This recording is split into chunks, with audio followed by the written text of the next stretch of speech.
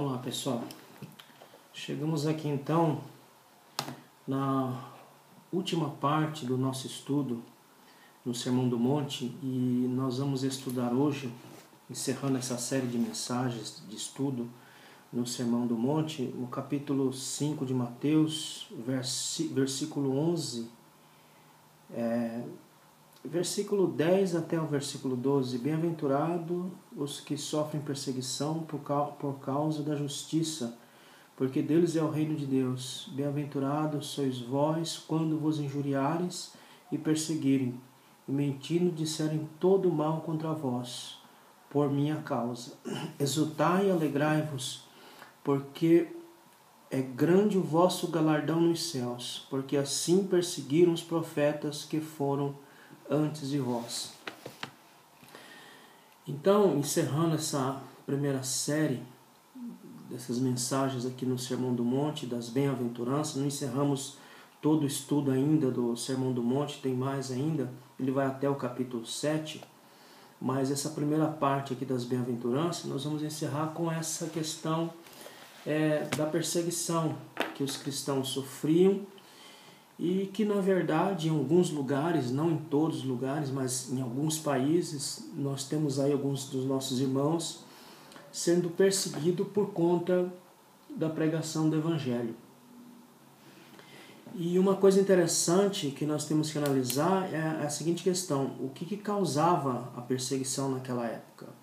O que levava o império por meio do judaísmo, porque na verdade o império, a perseguição política, ela vem a partir da perseguição religiosa que é feita pelos judeus, pelos escribas, pelos fariseus, pelos principais, por aqueles que detinham poder religioso naquela época e que viam o evangelho, a pregação do evangelho, como um rival para o judaísmo, quando na verdade não era nada disso, era só o cristianismo sempre foi uma explicação daquilo que foi dito lá atrás no Antigo Testamento.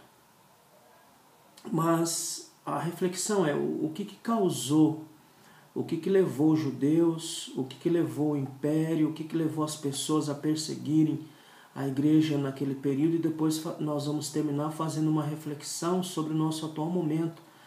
Se nós estamos sofrendo perseguição, se nós estamos em uma zona de conforto, qual a nossa situação hoje? E para responder essa pergunta, por que havia essa questão da perseguição, por que o império perseguia, por que os judeus perseguiam, por que as pessoas perseguiam os cristãos naquela época, nós podemos responder da seguinte maneira. Primeiro ponto, eles eram perseguidos por conta da sua fidelidade da fé. Ou seja, essa fidelidade de fé que eles tinham, essa fidelidade em crer no Senhor, em obedecer ao Senhor, isso implicava em perda. Nós estamos acostumados, hoje, pelo menos hoje, nós estamos acostumados em uma fé que não implica em perdas, mas estamos vendo uma fé que implica em ganho.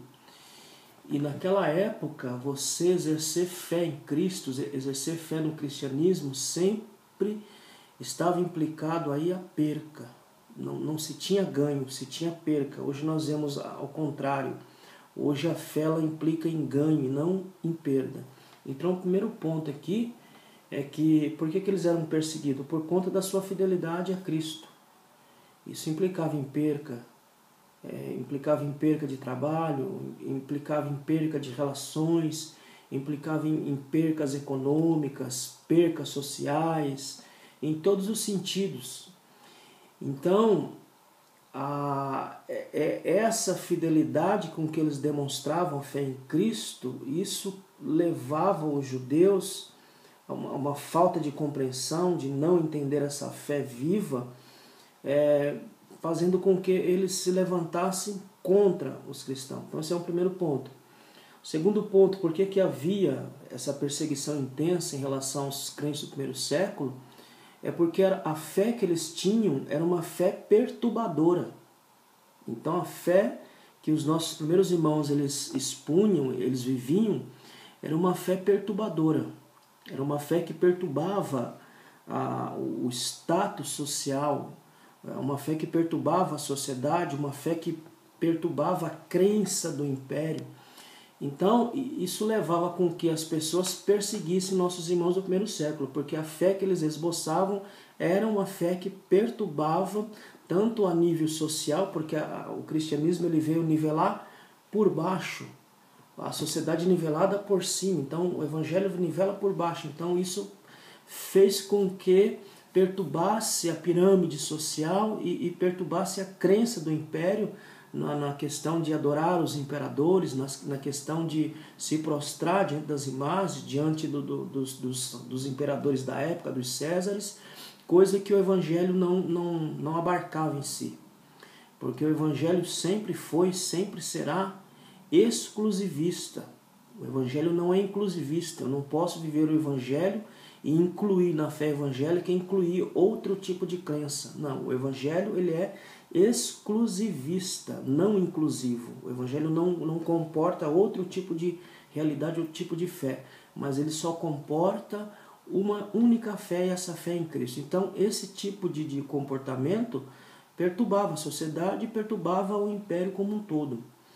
O terceiro ponto, a fé deles implicava em rompimentos familiares. À medida que as pessoas iam se convertendo a Cristo, então havia ali, na verdade, um rompimento nas relações familiares, uma vez que o cidadão abraça uma fé diferente do judaísmo, uma fé contrária à crença do judaísmo. E quando eu falo judaísmo, não falo do Antigo Testamento, mas eu falo do desdobramento do Antigo Testamento, das interpretações dos rabinos, que virou o que chamamos de judaísmo. Então, isso implicava em ruptura, como até hoje nós vemos aí as grandes religiões, em que as pessoas entram para elas e acabam rompendo laços familiares, não porque elas querem, mas porque os próprios familiares acabam rompendo por não ser a mesma fé que eles trazem. Então isso trazia muita perseguição. E naquele período, Nero envolvia os cristãos para a gente ver o nível de loucura de Nero. Ele envolvia os cristãos em breu e usava como tochas para iluminar seus jardins. Costurava-os em peles de animais selvagens e lançava aos cães de caça para que eles rasgassem a carne adentada. Então, essa fé que levava o indivíduo a ter percas, esta fé que perturbava a sociedade, que perturbava o império, esta fé que fazia com que havia rompimentos familiares, levantou essa perseguição ao ponto de Nero fazer esse tipo de coisa. Envolver os cristãos em breu, atear fogo neles, eles servirem como tocha humana para iluminar o seu jardim. Também colocar pele de animais sobre o corpo dos cristãos e lançá-los para que os animais, os cachorros ali, então as feras, pudessem mordê-los ali adentada e rasgar a pele até morrer. Então, essa era a fé que fez com que as pessoas se levantassem contra o evangelho do primeiro século. Também, os nossos irmãos, eles eram caluniados por sua fé. Então nós já vimos aí o que causava a perseguição. A questão de uma fé verdadeira que implicava em perdas, a questão desta fé que perturbava a nível social, a nível do império, essa fé que fazia romper relacionamentos, e agora nós vamos ver a consequência dessa perseguição, né?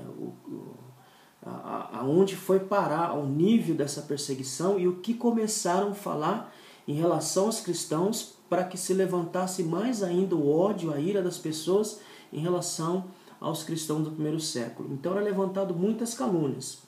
Uma delas acusava os cristãos de serem canibalistas, pela ceia naquele período ser restrita, reservada somente aos cristãos ali, professos de fato, crendo em Cristo, obedecendo a Cristo. Então eles diziam que naquela cerimônia que se dizia que comia carne, o sangue, então eles reputavam ali como canibalismo, como que se os cristãos tivessem comendo carne humana. E isso causava ojeriza nas pessoas, alimentando mais ainda o ódio.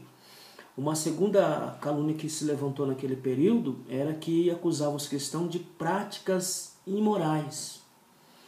Por conta das reuniões serem semanais e secretas, então eles acusavam os cristãos de nessas reuniões praticarem orgias. Veja como que é contraditório, nós estamos falando de uma sociedade promíscua, de uma sociedade totalmente voltada ao hedonismo, totalmente voltada à sensualidade, e agora os cristãos estão sendo acusados de uma prática que era comum entre eles ali. E essa acusação fazia com que crescesse mais o ódio das pessoas em relação ao Evangelho.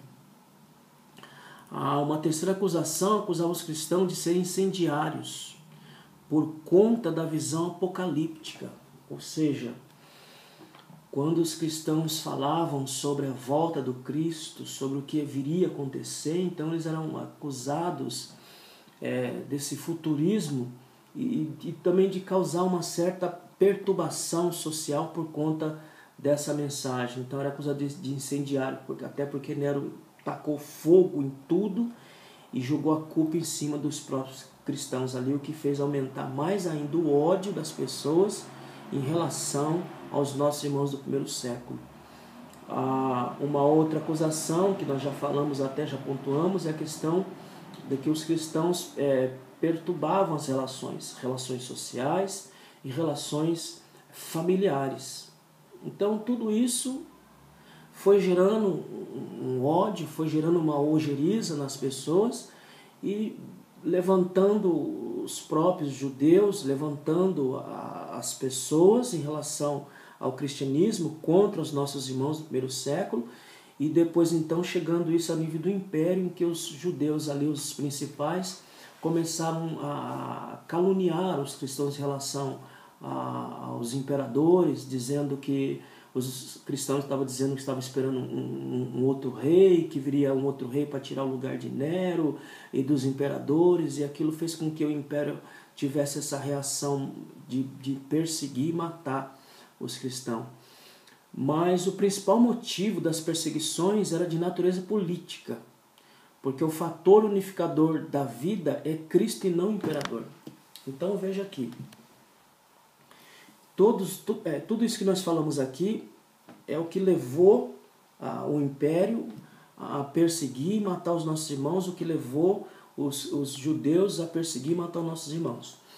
Mas o fator que foi o fator complicador aqui na questão da perseguição do primeiro século foi na questão política, porque só podia existir um único imperador. E os cristãos diziam que o Cristo era o rei dos judeus. E não cabe dois imperadores num império só. Então isso fez com que o império se levantasse contra o cristianismo por conta dessa mensagem, dizendo que os cristãos estavam esperando um rei, e esse rei deporia todos os imperadores da terra, inclusive de Roma. E isso acendeu a antena de Roma e fez com que Roma perseguisse de tal ponto os cristãos, matando milhares de cristãos nas arenas e de toda forma de morte sofrida com que nossos irmãos morreram ali. Então nós vimos aí as causas que levaram à perseguição, e agora no segundo ponto nós vamos ver a perseguição como uma oportunidade para glorificar a Deus. Pode ser, isso aqui é contraditório, até porque eu já logo no início do estudo falei que isso aqui é contra a cultura. John Stott diz que isso é contra a cultura estabelecida. Por quê? Porque como que eu vou glorificar alguém sendo perseguido? Como que uma pessoa pode ser alegre, ditosa, afortunada sendo perseguida? E o segundo ponto dessa reflexão é que a perseguição é uma oportunidade de glorificarmos a Deus por meio daquilo que sofremos. Então é um negócio, para a sociedade, é um negócio difícil de compreender, e vou dizer mais, até para alguns cristãos isso aqui é difícil compreender, como que eu posso glorificar a Deus sendo perseguido, num tempo que nós estamos vivendo uma igreja que está se aliando ao mundo, se aparelhando com o mundo. Isso é uma mensagem que não cabe nem em muitos lugares que se dizem protestantes. Então, a perseguição é uma oportunidade que eu posso glorificar a Deus por meio da minha vida. Então, a perseguição é uma oportunidade para demonstrar lealdade para com Jesus Cristo. Então, para nossos irmãos, isso era uma oportunidade que eles tinham de ouro para demonstrar a sua própria lealdade a Cristo Jesus. Então, quando eu sofro, na verdade, para mim é uma oportunidade de demonstrar minha lealdade de fato ao Evangelho, minha lealdade de fato a Cristo. A questão é, irmão, será que hoje nós estamos querendo isso? Será que nós estamos buscando isso? Até porque nós não buscamos perseguição, ela vem até nós por conta daquilo que nós somos. E o que nós estamos percebendo é que nós não estamos sofrendo quase nada. Porque, pelo menos aqui no Brasil, onde nós estamos aqui, nós estamos tranquilos. Não existe nenhuma perseguição, por mais que se levante alguma coisa aqui, ali, mas não existe uma perseguição a nível de me solicitar em relação à minha fé. Ou você nega, ou você morre, ou você é preso. Porque nós estamos tão aparelhados, estamos tão semelhantes ao status quo que está aí, que estão nos vendo não como uma ameaça. A igreja não é mais vista como uma ameaça. A igreja hoje ela é vista como uma igreja amiga, uma igreja aliada, uma igreja que comporta dentro de si outro tipo de fé. Eu disse no início que a fé cristã é uma fé exclusivista e não inclusivista, mas estão nos vendo como uma fé que ela inclui outro tipo de crença, outro tipo de fé, porque não protestamos, não falamos nada contra em relação a essas coisas. Então a perseguição ela é uma oportunidade para que eu possa demonstrar minha lealdade a Deus. Segundo, sofrer perseguição, conforme disse o próprio Jesus, é transitar pelo mesmo caminho que percorreram os profetas, os santos e os mártires. Então, quando eu sofro, quando eu sou perseguido, eu estou trilhando na mesma senda dos profetas, eu estou trilhando na mesma senda dos santos do passado, estou trilhando na mesma senda dos mártires do passado, por amor ao Evangelho, por amor a Cristo, por amor à sua bendita palavra. Então, quando eu sofro qualquer tipo de perseguição por conta do Evangelho, isso para mim é uma oportunidade de glorificar a Deus. Isso para mim demonstra que eu estou no mesmo caminho dos santos, dos profetas e dos mártires do passado. Terceiro ponto, sofrer perseguição é participar de uma grande ocasião. Agora, que ocasião é essa? Sempre emocionante até estar presente na grande ocasião em que acontece algo memorável e crucial. Então, quando eu sofro perseguição, na verdade é uma grande ocasião histórica. Até porque isso vai ficar registrado para a posteridade. Vai ficar registrado para aqueles que virão. E que, como nós estamos vendo aqui, o que eles passaram aqui foi uma grande oportunidade histórica que nós estamos comentando algo que aconteceu mais de 2000 anos atrás, que fica para a posteridade, para fortalecimento da fé, para alimentar a esperança, para alimentar a fidelidade, mais ainda em relação a Deus. Poder participar de tal circunstância não é um castigo. As pessoas veem perseguições como castigo, mas não é um castigo. São oportunidades dadas pelo próprio Deus. Então, participar de circunstância como essa, de sermos perseguidos, vilipendiados por amor a Cristo, não é castigo, mas sim uma oportunidade de glorificar a Deus. Por isso que no versículo 12, Jesus vai dizer, exultai e alegrai-vos. Veja que ele repete a questão da emoção, alegria, ela está repetida aqui no texto. E quando há repetição no texto, ela indica que está sendo dado ênfase à questão da alegria. Então, exultar e alegrar-vos é a mesma coisa. Então, ele usa as duas palavras no texto para dar ênfase à ideia de que, de fato, eu tenho que me alegrar quando eu sou perseguido. Não me entristecer, não entender como um castigo, mas me alegrar pelo privilégio de poder sofrer por amor a Cristo, aquilo que Cristo fez por nós aqui nesta terra. Então, regozijai-vos e exultai quando isso acontece. Diz Jesus, porque é grande o vosso galardão nos céus. Então, veja que o motivo da minha alegria, o motivo do meu regozijo é porque o meu galardão em relação ao que eu estou sofrendo, eu tenho um prêmio reservado para mim nos céus, não nesta terra, mas um prêmio reservado nos céus, que perdurará para a eternidade. Então, sofrer perseguição para mim não é motivo de castigo, entender como castigo, mas é uma oportunidade de glorificar a Deus e é uma oportunidade para que eu possa entender que minha recompensa, que há um galardão para nós lá no céu, quando lá chegarmos, por conta de sofrermos o amor, por amor de Cristo. Agora, o interessante aqui é nós entendemos a palavra grega aqui, que é usada no texto, a palavra regozijar. A ideia de regozijar aqui é a ideia de saltar muito. Então, saltar muito de alegria. É uma alegria extrema e uma alegria intensa sofrer por amor a Cristo. Isso é contraditório para a cultura que estamos vivendo, até para a igreja. Quarto ponto. Quem sofre perseguição contribui ao bem-estar dos que virão depois.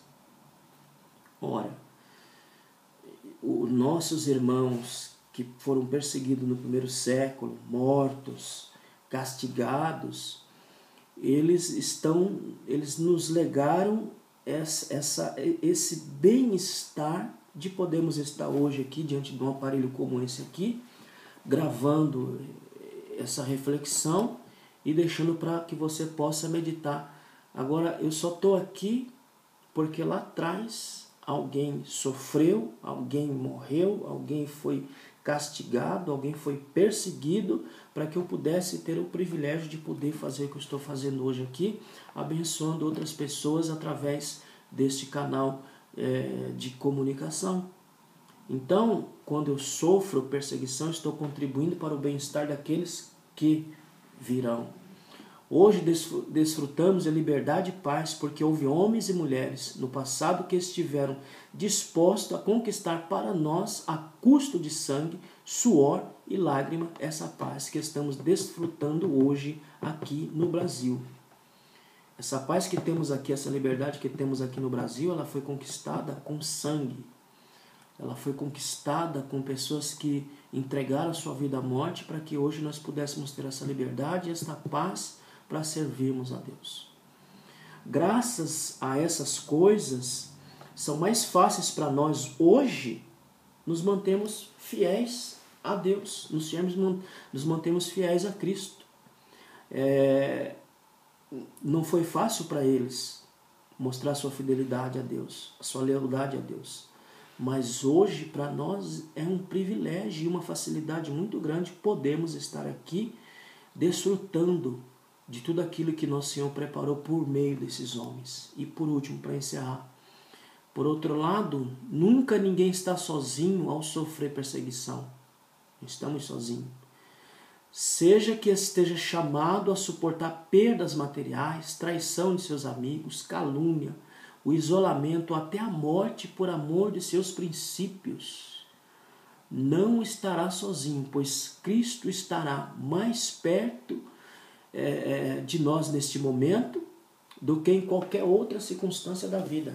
Então, quando somos perseguidos, quando somos traídos, quando somos caluniados, quando sofremos toda sorte de perseguição, nós não estamos sozinhos, nós estamos com Cristo e Cristo nos dando força para suportarmos todo e qualquer tipo de perseguição. Cabe aqui uma reflexão. Nós, a igreja do século XXI, recebemos um legado abençoador desses irmãos, dessas irmãs que morreram por conta do Evangelho, para que nós hoje continuássemos esse legado de entendermos que quando somos perseguidos, estamos na verdade tendo oportunidades para glorificar a Deus, tendo oportunidades para deixar um legado abençoador para aqueles que virão. E a reflexão que faço é o seguinte: nossa igreja, a igreja brasileira, será que ela tem sido perseguida? Será que ela tem sido massacrada? Isso eu digo aqui no Brasil. Se isso não estiver acontecendo, nós temos que parar e pensarmos aonde é que nós estamos errando. Por que que nós estamos nos tornando mais amigo do mundo do que inimigo do mundo? Porque na verdade nós não temos que ser amigo do mundo, nós temos que ser inimigo do mundo. E se somos inimigo do mundo, nós sofreremos perseguições, sim. Eu espero que esta série de mensagens tenha abençoado a sua vida e que você possa fortalecer nosso canal, divulgue essa série de mensagens, as outras mensagens que estão disponíveis aí. E quero dizer a você que eu vou abrir uma playlist onde nós vamos tratar um pouquinho de escatologia. E nessa série de estudos escatológicos, nós vamos começar falando sobre as 7 igrejas da Ásia. As 7 igrejas que o Cristo endereçou, cada uma delas uma carta. Nós vamos iniciar uma série de estudos nessas igrejas e vemos o que nós temos para aprender com essas igrejas que está registrada em Apocalipse. Então divulgue aí, fortaleça o nosso canal. Se você tiver alguma sugestão de assunto, alguma coisa que você quer que nós abordemos aqui no nosso canal, na descrição vai estar lá o meu e-mail. Você manda o e-mail, diga eu quero que você fale sobre esse assunto aqui. Ou se você tem alguma dúvida que você não consegue entender no texto, na palavra, você coloca lá, manda lá no nosso e-mail e nós vamos estar gravando, te ajudando aí da melhor maneira possível, tá bom? Que Deus abençoe e fique no aguardo. Nós vamos abrir nos próximos dias uma playlist com o assunto de escatologia. Deus abençoe e até o próximo vídeo.